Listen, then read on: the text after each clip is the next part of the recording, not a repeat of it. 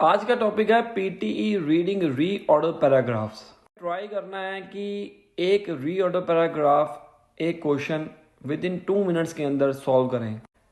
2 minutes के अंदर अगर सॉल्व करना चाहते हो मतलब आपको ट्रिक्स पता होना बहुत ज़रूरी है, अदरवाइज टाइम ज़्यादा ले लोगे।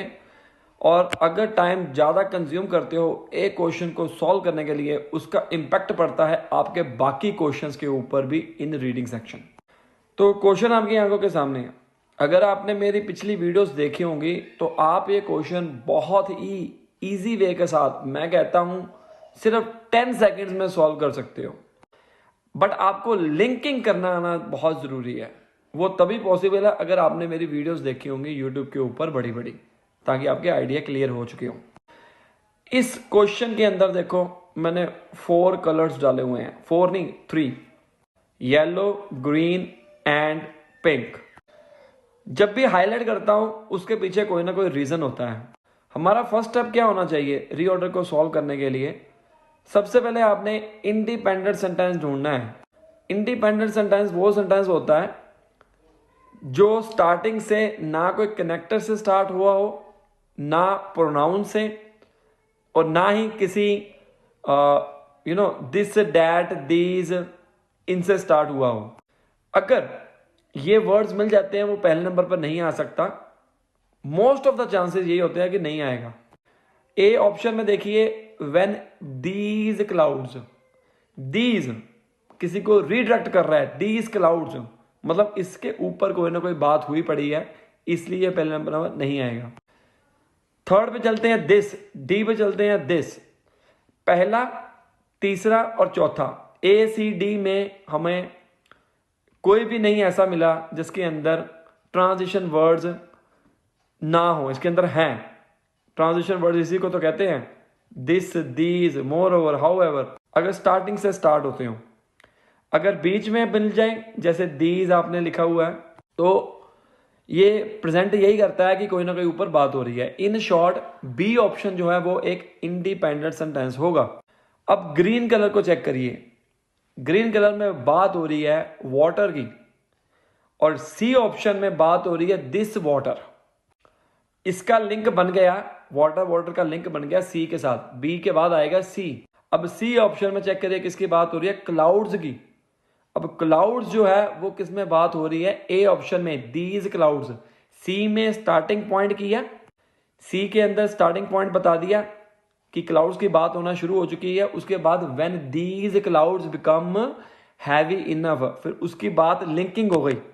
तो सी के बाद हमारा आ गया ए, और एंड में क्या बचा, हमें बढ़ने की जरूरत नहीं है, डी। फाइनल आंसर क्या आ गया, बी सी ए डी।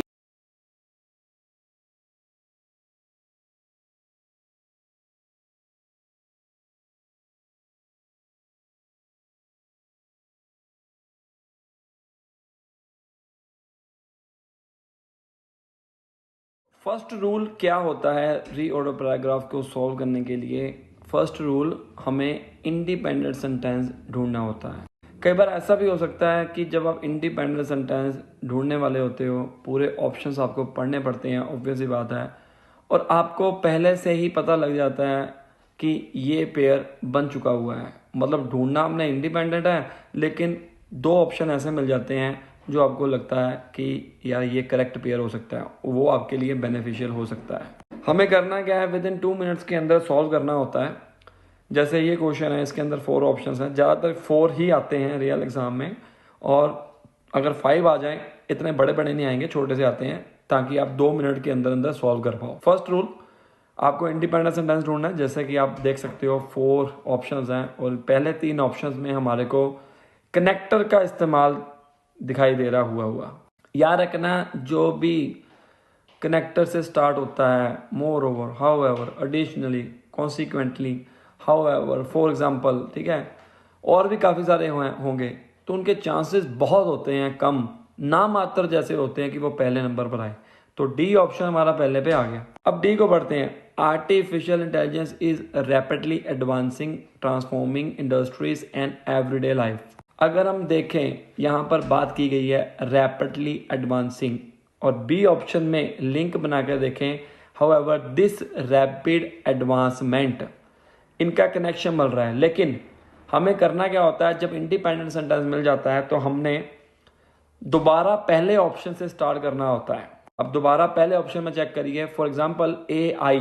अब rapid advancing transforming industry and everyday life, artificial intelligence को आगे फर्दर क्लेम किया हुआ है, इस बात को एक्सप्लेन किया हुआ है एग्जांपल देकर। AI systems can analyse vast amounts of data faster than humans. ये वो एक रीजन बता रहा है, आप कह सकते हो, leading to more efficient decision making, कि इससे ज्यादा एफिशिएंट डिसीजन मेकिंग हो सकती है। तो डी का बी से कोई कनेक्शन नहीं बनेगा, ए से कनेक्शन बनेगा, क्योंकि हम उसकी एग्जांपल दे रहे हैं। ए के बाद बी आएगा, क्योंकि फिर हम नेगेटिव पॉइंट बताना शुरू कर गए हैं। हमने पहले इंडिपेंडेंट सेंटेंस ढूंढा, इंडिपेंडेंट सेंटेंस ढूंढने के बाद हमने डी ऑप्शन को आगे फर्दर एक्सप्लेन किया। फिर उसका जो हाउ एवर किस लिए यूज करते हैं, अगर एडवांटेज बोल रहे हैं तो उसका डिसएडवांटेज भी होगा। How ever this rapid advancement raises ethical concerns particularly regarding privacy and job displacement. फिर वो बता रहे हैं कि इसका डिसएडवांटेज ये है। तो एंड में हमारे को ऑप्शन पढ़ने की जरूरत ही नहीं पड़ी, जो कि सी ऑप्शन है। हमारे पास आंसर आ गया DABC। गाइस, आपको अभी इजी लग रहा होगा, एक्चुअली में ये इजी होते हैं अगर आप ट्रिक के साथ काम करोगे, अदरवाइज नहीं। स्ट्रगल कर रहे हो, नंबर नहीं आ रहे, ऑनलाइन क्लासेस लेना चाहते हो, सामने दिए गए नंबर के ऊपर कॉल करो, व्हाट्सएप करो, 1-to-1 session as per your timing. कहीं पर भी आप रहते हो, कोई इश्यू नहीं है। स्कोर नहीं आ रहा तो आपको एक टीचर की जरूरत है, जो हम आपको अच्छी गाइडेंस दे सकते हैं, जैसे कि हमारे बाकी स्टूडेंट अच्छा स्कोर ले रहे हैं। All the best. Call Nikhil PT for classes.